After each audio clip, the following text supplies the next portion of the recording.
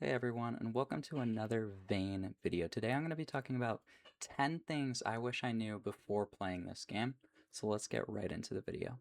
Alright, so first thing other than character customization, you're going to have the option to pick 3 stats, and it comes with 0 drawbacks, so please max them out. It says at the top here, remaining tags 3 out of 3. So the 3 I highly recommend. It will make everything easier in the game.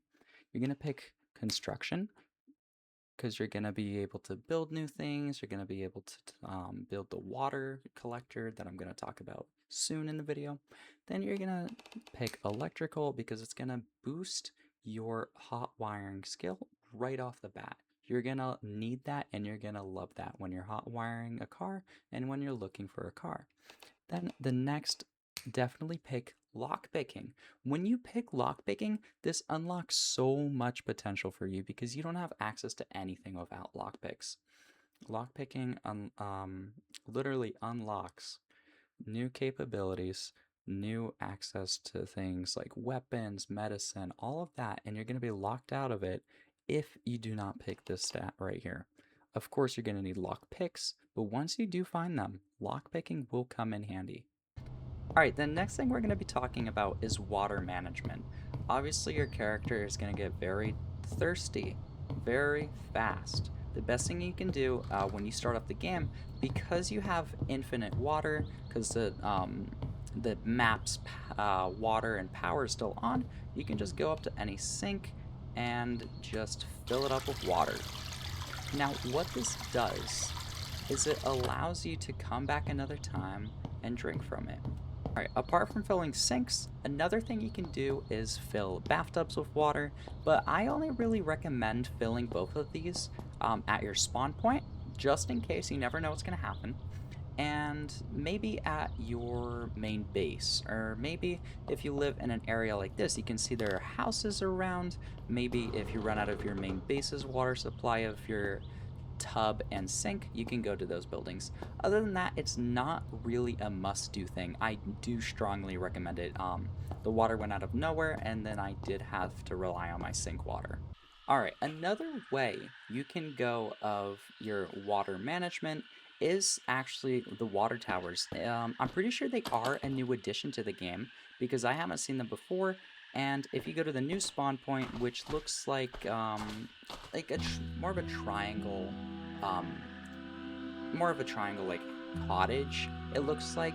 I'll put it up on the screen probably. And that spawn point has a lot of water towers. If you're looking for something more chill, then I recommend that spawn point. Plus, you can always just scoop up some water, I bet, into a pot as maybe like a lake or a river, and then boil it in your house if it is powered.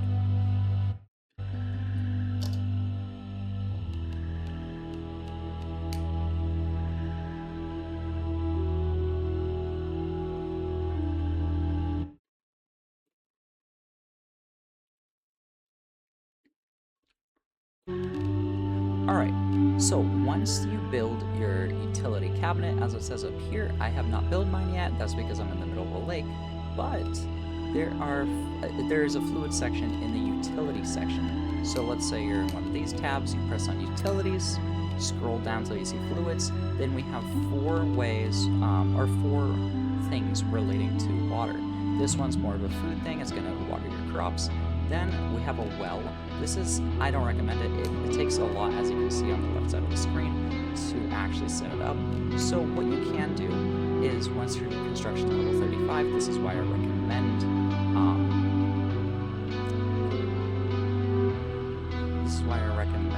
getting that construction level. Then you only need a few scraps, which we will, oh my god, which we will talk about later in the video. How to get all those necessities. So obviously this one here, an insulated rain collector, you can get once you're higher construction level. It does take construction level 65. But once you are at this level, you can get a basic rain collector and just put it somewhere in your base outside. If you are not at that level yet, let's say you chose a different construction level, lower, maybe not at all, you can put containers outside, though it's less efficient. I do this when I start playing my own game. All right, so let's say you do have that crafting level, but what about the building materials? Where do I get the building materials I need?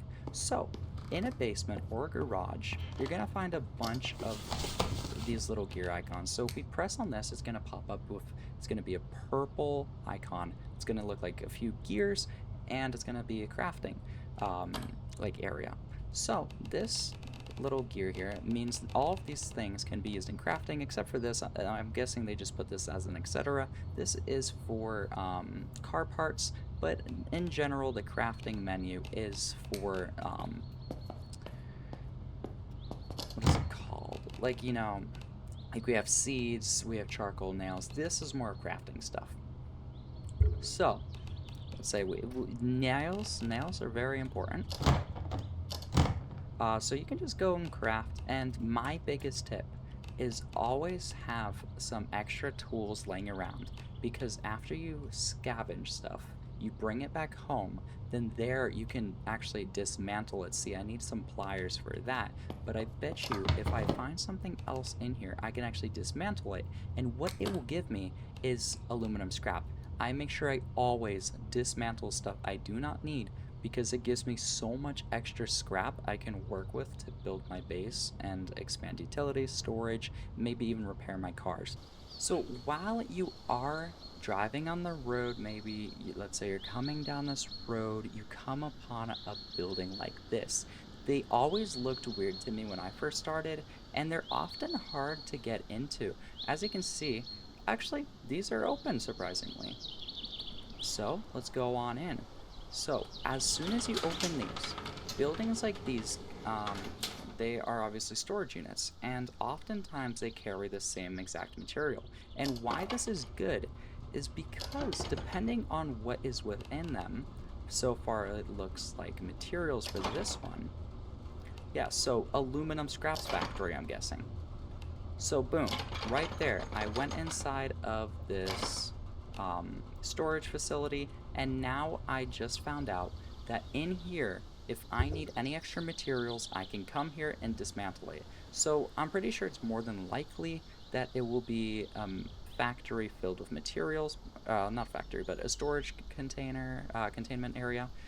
But one time in my playthrough, I did find a food storage unit, and it had so much corn, around 300 pounds of corn, so I didn't have to worry about food at all. So I definitely recommend checking them out if you can get into them. All right, the next on our list is medicine. How do we know what to use? How do we find these things? So that's why I bring us over here across the map from where we just were to this pharmacy shop, because there's a bunch of medical supplies inside. So let's go take a look at some of the things in the game.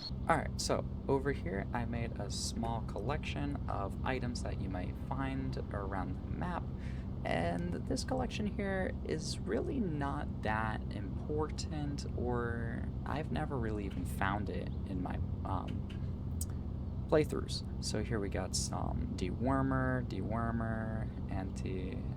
so that's maybe if you get some type of like tumor in your body, but I doubt that's going to happen in this game. But if anything, I just wanted to show you guys that there's is in the game, because I thought it was pretty interesting. There's also morphine and animal splints if it ever comes down to you having to use a splint that's not really made for humans. Then also, which is a cool thing I found, is that you can make things from herbs into medications in this game. So if you need that further on in your playthroughs, then that is something really good to know. Now, something you'll see more dominantly in this playthrough vein is disinfectant. Now, disinfecting your wounds and bandages that you apply to your wounds is very important to avoiding any types of infections. Then something less seen, but a little bit more frequently seen, is maybe some blood bags. You can get them from a new recent update by harvesting blood from animals. And how you know your blood type is actually they added blood test kits. And when you test your blood, obviously you see what blood type you have, and then maybe you can test it to an animal or something. And then if you ever need a blood transfusion, boom, there you go. It's in your refrigerator.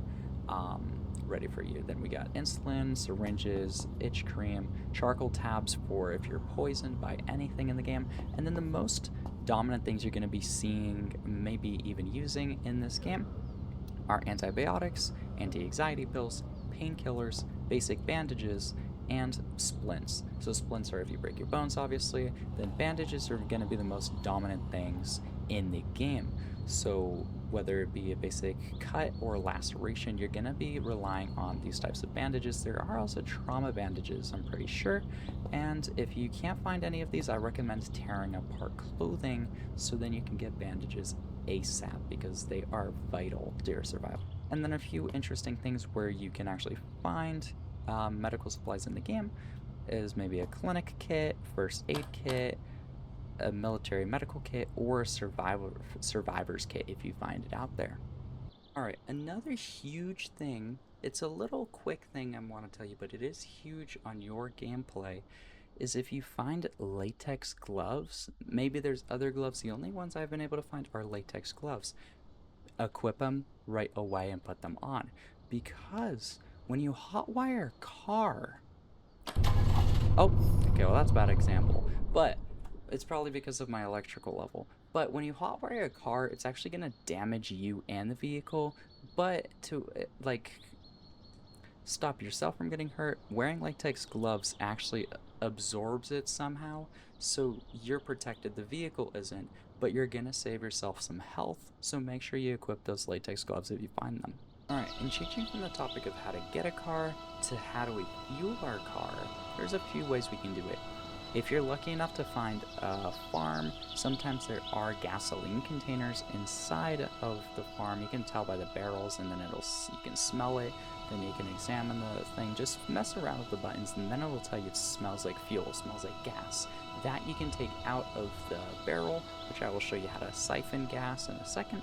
Or you can find a gas station, power it, and if you're lucky enough to do that, then you can fuel your car. Now, if you aren't that lucky, you can find yourself any type of container. The bigger quantity the container can hold, the better. Because, see right here, we have muck tub. What we can do, let's say we want to transfer gas from this vehicle into this one, we find where the gas tank is. Then it's going to say use to siphon item. So let's use this one because this one's unlocked.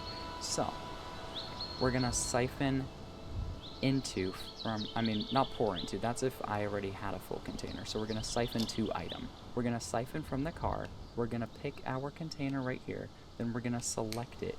Then we're going to put max, or you can put in your desired amount. I'm going to put max, and then I'm going to have a full mock tub here. It's going to say contents max capacity, as you can see when you compare them. So now that I have a tub of fluid, I can go back to whichever vehicle I want, find the gas tank. Now we're going to press pour into item. We're going to press on the item we want to pour it from. So find that item, and we're going to press on it, select it, and same process, desired amount or just max quantity. Now I just siphoned gas and I poured it back in. As you can see, there's nothing inside of it, and the capacity is right here, so you can compare the two. Now that's how you get gas in the game, how you siphon it. So let's move on to the next. As you can see now in the top left of my corner, my character is getting wet. Now this is a